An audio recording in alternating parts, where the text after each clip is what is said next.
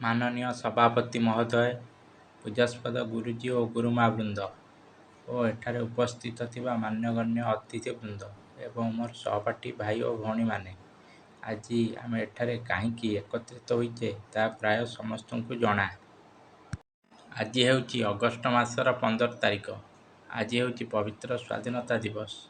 आज यही स्वाधीनता दिवस उपलक्षे मते किछि कहबाकू सुजोग देइथिबारु निजकु धन्य मन करुअछि।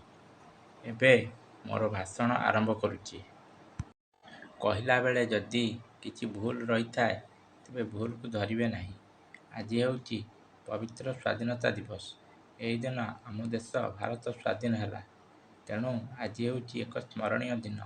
एही दिन आमे आम भारत मातार संतान बोली गर्व अनुभव करुछे। आम देश भारत 1947 मसीहा अगस्ट मासर 15 तारिख दिन स्वाधीनता लाभ कला। यार पूर्वरु आमे इंग्रेज शासन अधीन रे रहिथिले। इंग्रेज माने 1600 मसीहारे भारत रे प्रवेश करथिले। भारत रे ईस्ट इंडिया कंपनी प्रतिष्ठा करथिले। सेमाने कंपनी प्रतिष्ठा करी भारत रे साम्राज्य प्रतिष्ठा करथिले। लोकमानक प्रति बहुत अन्याय अत्याचार कले। लोकमानकठारु बहुत राजस्व आदाय करथिले। इंग्रेज माने स्वदेशी जिनिस न किणी तांक देशर विदेशी जिनिस किणियाकू बाध्य करुथिले, जहा फଳରେ से आम देश रे रही भारतर अर्थ लूट करुथिले। भारतीय लोकमानकर आर्थिक अवस्था उन्नति आसुनथिला। ଯେଉଁ ଲୋକମାନେ ବିରୋଧ କରୁଥିଲେ ସେମାନଙ୍କୁ ଗିରଫ କରି ଜେଲ ଦଣ୍ଡ ଦିଆଯାଉଥିଲା।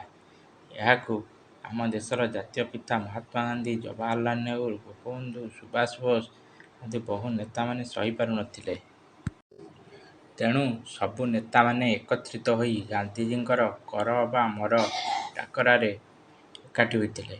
ତେଣୁ ସବୁ ଲୋକ ମାନେ ଇଂରେଜମାନଙ୍କ ବିରୁଦ୍ଧରେ ସ୍ୱର ଉତ୍ତୋଳନ କଲେ, ଯାହା ଫଳରେ ଇଂରେଜମାନେ ଏ ଦେଶ ଛାଡ଼ି ତାଙ୍କ ଦେଶକୁ ପଳାଇଗଲେ। ଫଳସ୍ୱରୂପ ଆମ ଦେଶ ସ୍ୱାଧୀନ ହେଲା। ତେଣୁ ଭାରତୀୟମାନେ ଖୁସି ହୋଇ ତ୍ରିରଙ୍ଗା ପତାକା ଉଡ଼ାଇଥିଲେ।